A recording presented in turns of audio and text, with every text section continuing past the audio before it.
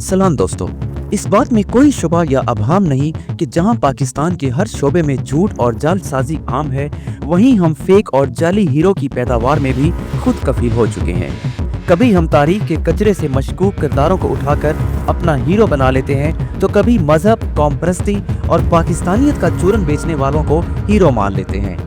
क्योंकि हक और सच की खोज पर जज्बातियत, पसंदीदगी और वाबस्तगी की मैन्युफैक्चरिंग गालिब आ गई है।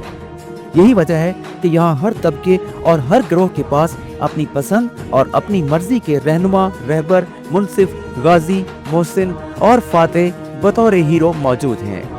यहाँ कानून हाथ में लेकर रियासत की रिट चैलेंज करने वाले भी हीरो हैं और सरेआम कानून को ललकारने वाले भी। यहाँ मावराए अदालत सैकड़ों लोगों को कत्ल करने वाले भी हीरो हैं और कत्लो गारत और खौफो हरास की अलामत बनने वाले भी। हीरो साजी की इस इंडस्ट्री का कोई भी कार्टून खोले, अंदर से कोई ना कोई हीरो दांत निकालता और नारे लगाता हुआ बाहर निकल आएगा।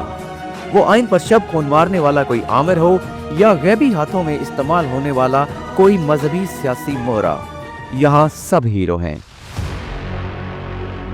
दोस्तों, आज की इस अहम वीडियो में हम जिक्र करेंगे ऐसे ही दो मशकूक और मुतनाज़ शख्सियात का जिन्हें हमारा सिलेबस हमारे हीरोज के तौर पर पेश करता है, मोहम्मद बिन कासिम और सुल्तान महमूद गजनवी। वो शख्सियात जिन्हें हम बचपन से ही अजीम फातेह, इस्लाम के सिपाही और मुसलमानों के निजात दहिंदा समझते आए हैं। लेकिन असलियत और हकीकत क्या है, अगर आप जानना चाहते हैं तो वीडियो को एंड तक जरूर देखिएगा और हमारे चैनल डेली नॉलेज को भी लाजमी सब्सक्राइब कीजिएगा। सबसे पहले हम जिक्र करेंगे मोहम्मद बिन कासिम का। हकीकत सिर्फ इतनी सी है कि मोहम्मद बिन कासिम एक अस्करी कमांडर, एक जर्नैल और एक जंगजू था जो अपने चचा और ससुर हज्जाज बिन यूसुफ के हुक्म पर सिंध आया। वो सिंध में क्यों आया? अरब मुअर्रिखीन अल-तबरी, ब्लाउजरी और इब्ने असीर के मुताबिक उसे भेजा तो उन कज़ाकों और डाकुओं का कला कमा करने के लिए गया था जो अरब आने जाने वाले बहरी जहाज़ों को लूट लिया करते थे।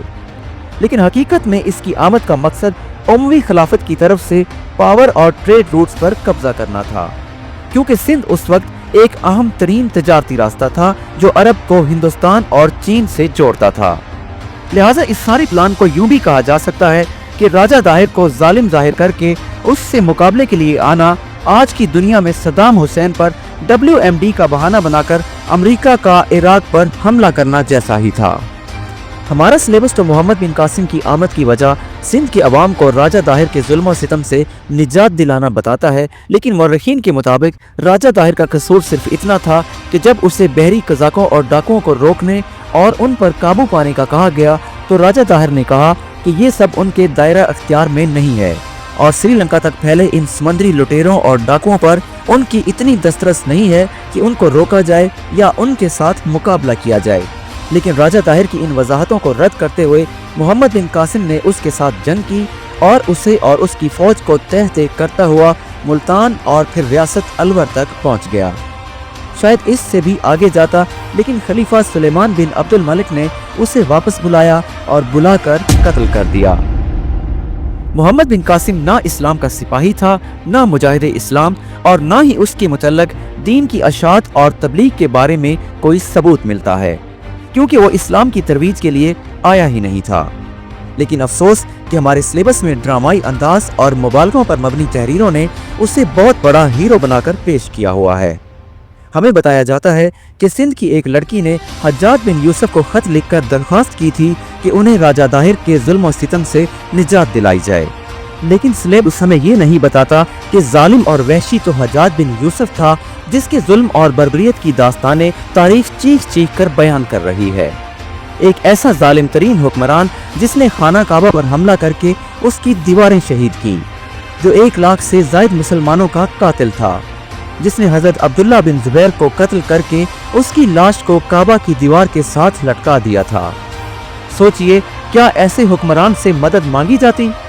हैरत है कि हमें राजा दाहिर को जालिम तो पढ़ाया जाता है, लेकिन मोहम्मद बिन कासिम के चैप्टर में हज्जाज बिन यूसुफ के स्याह किरदार का कोई जिक्र ही नहीं है।